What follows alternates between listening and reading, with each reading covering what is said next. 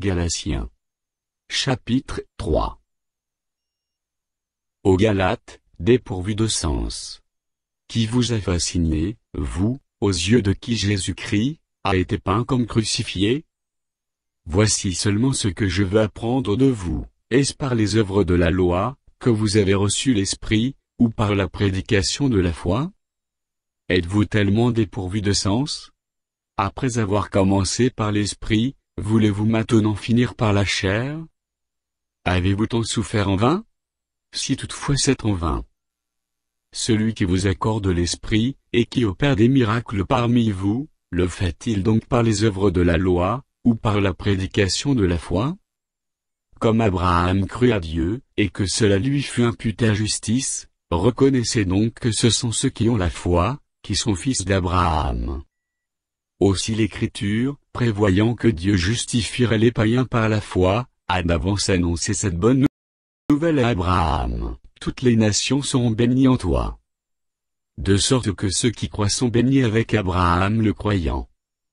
Car tous ceux qui s'attachent aux œuvres de la loi, sont sous la malédiction, car il est écrit: maudit est quiconque n'observe pas tout ce qui est écrit dans le livre de la loi, et ne le met pas en pratique.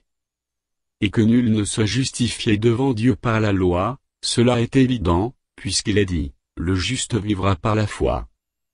Or, la loi ne procède pas de la foi, mais elle dit: celui qui mettra ces choses en pratique vivra par elles.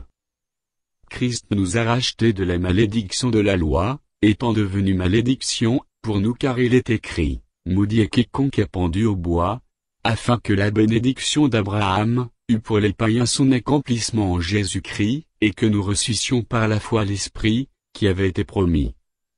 Frères, je parle à la manière des hommes. Une disposition en bonne forme, bien que faite par un homme, n'est annulée par personne, et personne n'y ajoute. Or les promesses ont été faites à Abraham, et à sa postérité.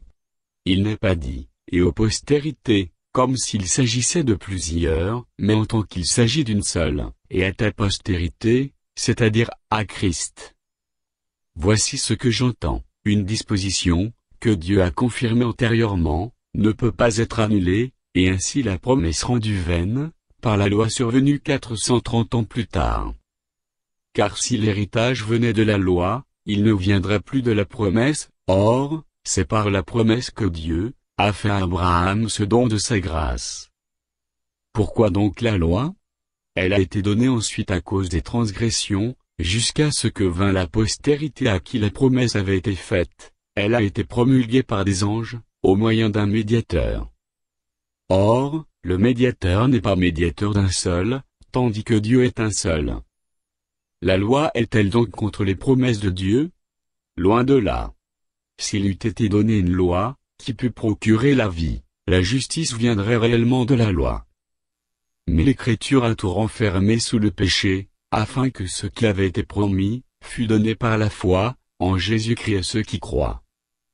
Avant que la foi vînt, nous étions enfermés sous la garde de la loi, en vue de la foi qui devait être révélée. Ainsi la loi a été comme un pédagogue, pour nous conduire à Christ, afin que nous fussions justifiés par la foi. La foi étant venue, nous ne sommes plus sous ce pédagogue. Car vous êtes tous fils de Dieu, par la foi en Jésus-Christ. Vous tous, qui avez été baptisés en Christ, vous avez revêtu Christ. Il n'y a plus ni juif ni grec, il n'y a plus ni esclave ni libre, il n'y a plus ni homme ni femme, car tous vous êtes en Jésus-Christ. Et si vous êtes à Christ, vous êtes donc la postérité d'Abraham, héritier selon la promesse.